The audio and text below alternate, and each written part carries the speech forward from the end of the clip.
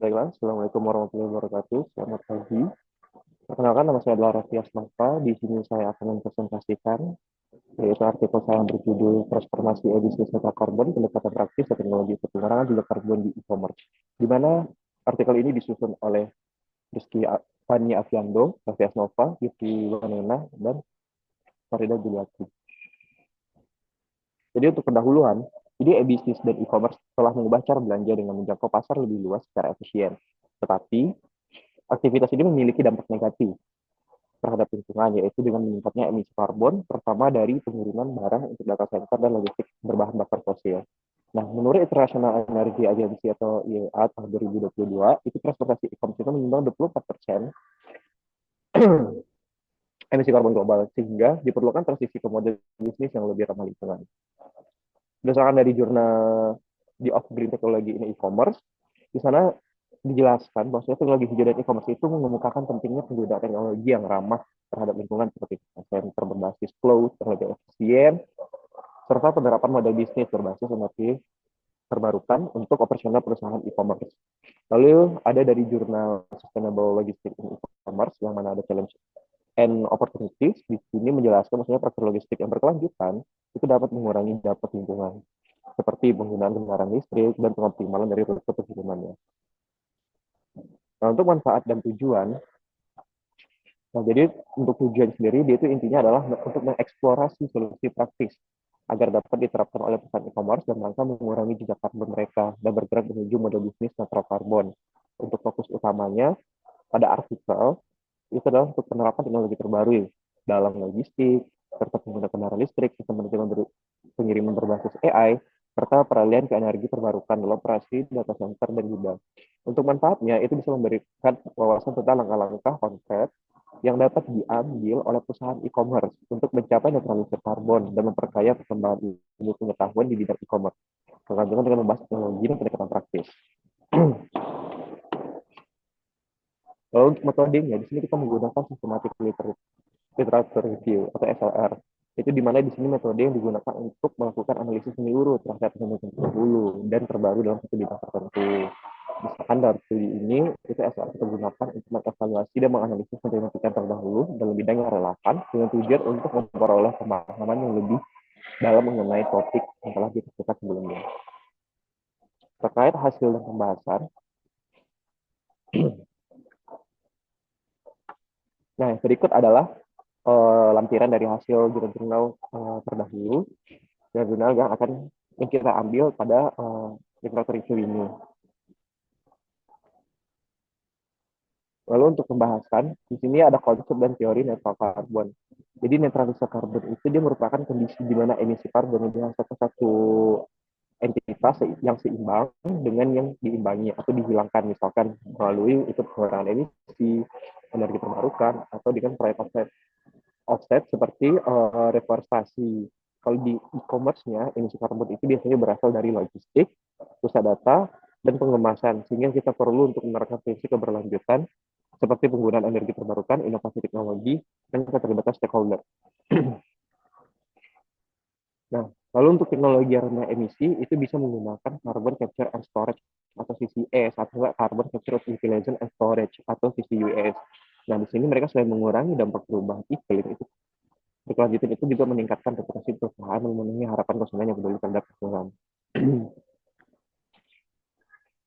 Lalu untuk pendekatan praktis untuk pengurangan jejak karbon dalam e-commerce, jadi e-commerce ini perlu nih mengurangi jejak karbon dalam pendekatan praktis, misalkan dengan optimalkan fungsi dari pengirimannya menggunakan algoritma, lalu beralih ke kendaraan listrik atau hybrid, dan mendukung program daur ulang sistem pengembalian barang. Nah, lalu untuk investasi pada teknologi hijau itu bisa menggunakan perangkat lunak kemampuan emisi dan sistem dari manajemen energi. Di sini untuk memungkinkan dari perusahaan untuk melacak dan mengurangi dampak lingkungan secara lebih akurat. Nah, langkah-langkah ini akan membantu menciptakan logistik itu secara efisien sekaligus mendukung inisiatif keberlanjutan seperti target nol emisi karbon oleh PT Gotoh pada tahun 2030 nantinya. Lalu untuk teknologi yang mendukung transisi ebisnis karbon ini, di sini itu fokus pada pengurangan emisi karbon dan peningkatan efisiensi operasional. Nah, beberapa contohnya. Yang pertama itu ada energi terbarukan. Di sini kan dia akan menggunakan energi terbarukan dengan tenaga surya misalkan atau angin. Nah, nanti akan memainkan peran penting dalam mengurangi ketergantungan terhadap energi fosil. Nah, untuk penelitian ini sebenarnya dia tuh menunjukkan bahwa penerapan energi terbarukan ini dapat membantu mengurangi jejak karbon secara signifikan dalam operasional bisnis. Lalu ada carbon capture and storage atau CCS. Nah, di sini dia itu perusahaan itu akan memungkinkan menangkap dan menyimpan emisi karbon dioksida yang dihasilkan oleh proses industri ini. Nah, untuk CCS ini penelitiannya itu dapat memberikan peran penting dalam mencapai dari target emisi netral karbon ini. Nah, lalu itu ada kendaraan listrik. Nah, untuk kendaraan listrik ini dia itu tidak menghasilkan emisi selama operasi. Jadi sehingga dapat membantu perusahaan secara signifikan untuk mengurangi jejak karbon mereka. Lalu untuk investasi dalam proyek carbon offset, nah jadi di sini perusahaan itu juga dapat berinvestasi di dalam proyek carbon offset seperti reforestasi, reforestasi atau proyek energi terbarukan di luar operasi mereka. Nah, dengan langkah ini, mereka akan membantu menyeimbangkan emisi yang tidak dapat dihindari, mendapatkan perusahaan pada tujuan netralitas karbon secara keseluruhan.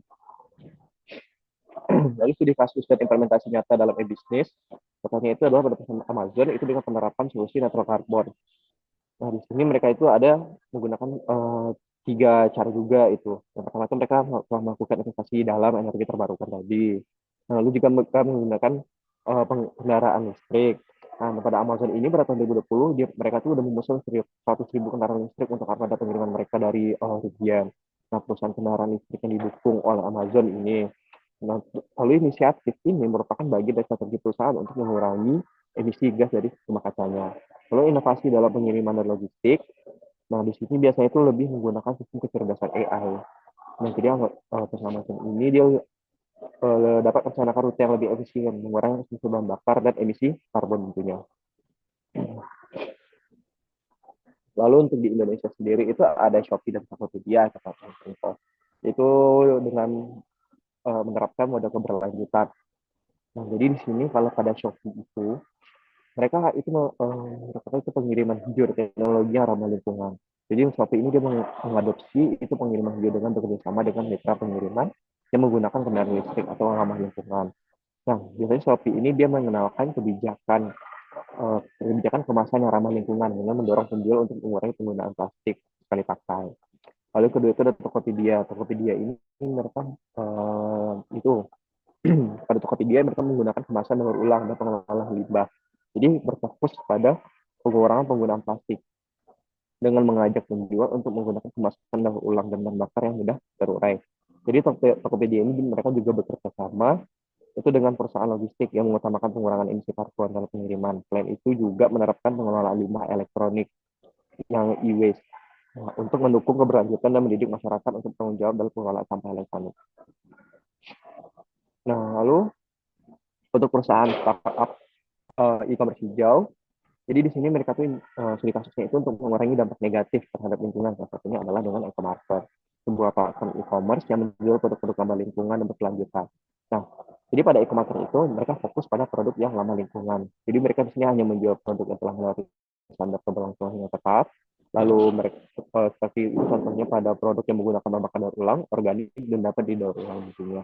Terus juga menawarkan sistem pengemasan sampah plastik dan mendukung pengembalian barang dengan opsi daur ulang. Lalu yang kedua itu ada Simify, itu platform e-commerce untuk produk hijau. Nah, di sini mereka itu berfokus pada pengurangan limbah kemasan dan pengiriman yang ramah lingkungan. Greenify ini juga menggandeng produsen dan petani lokal untuk mengutamakan praktik pertanian yang berkelanjutan. Nah, lalu untuk prediksi dan prospek masa depan e-bisnis masa karbon, jadi di sini itu yang pertama ada keberlanjutan menjadi pendorong utama strategi e-commerce global.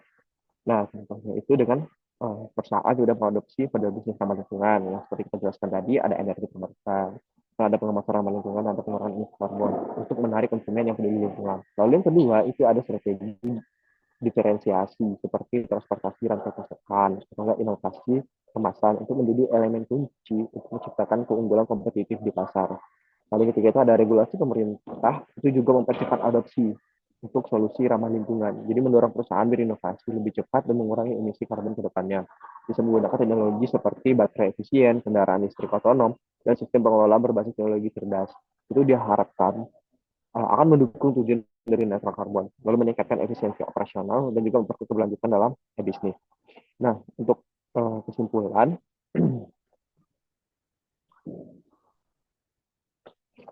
nah untuk kesimpulan itu implementasi fungsi ramah lingkungan dalam bisnis itu menjadi keharusan untuk menghadapi perubahan iklim sekaligus meningkatkan daya saing di global. Teknologi berperan penting dalam transisi ini seperti inovasi teknologi baterai efisien, kendaraan listrik otonom, dan sistem berbasis internal of things atau IoT yang mendukung efisiensi operasional dan juga pengurangan dari emisi karbon. Nah, selain itu, penggunaan energi terbarukan dan pengemasan ramah lingkungan itu menjadi elemen kunci keberlangsungan industri dari e-commerce. Lalu untuk perusahaan yang berhasil mengintegrasikan solusi ini, itu dapat membedakan diri di pasar yang kompetitif dan membuka peluang inovasi dalam rantai pasokan, distribusi, dan pemasaran. Nah, untuk transisi menuju efisiensi netral karbon ini, tentunya kita membutuhkan kolaborasi erat antara pemerintah, perusahaan, dan konsumen. Karena kenapa? Karena pemerintah itu perlu memperkuat regulasi keberlanjutan, sementara itu perusahaan itu harus berinovasi dalam operasionalnya untuk mengurangi jejak karbon. Nah, untuk konsumen yang berperan dalam mendukung produk keberlanjutan ini, itu sinergi ini akan menjadikan e-bisnis sebagai pilar utama dalam menciptakan ekonomi rendah karbon yang adil, lalu berkelanjutan dan kompetitif di masa depan. Mungkin itu saja yang dapat saya presentasikan. Sebelumnya sekali lagi saya ucapkan terima kasih banyak. Selamat siang. Assalamualaikum warahmatullahi wabarakatuh.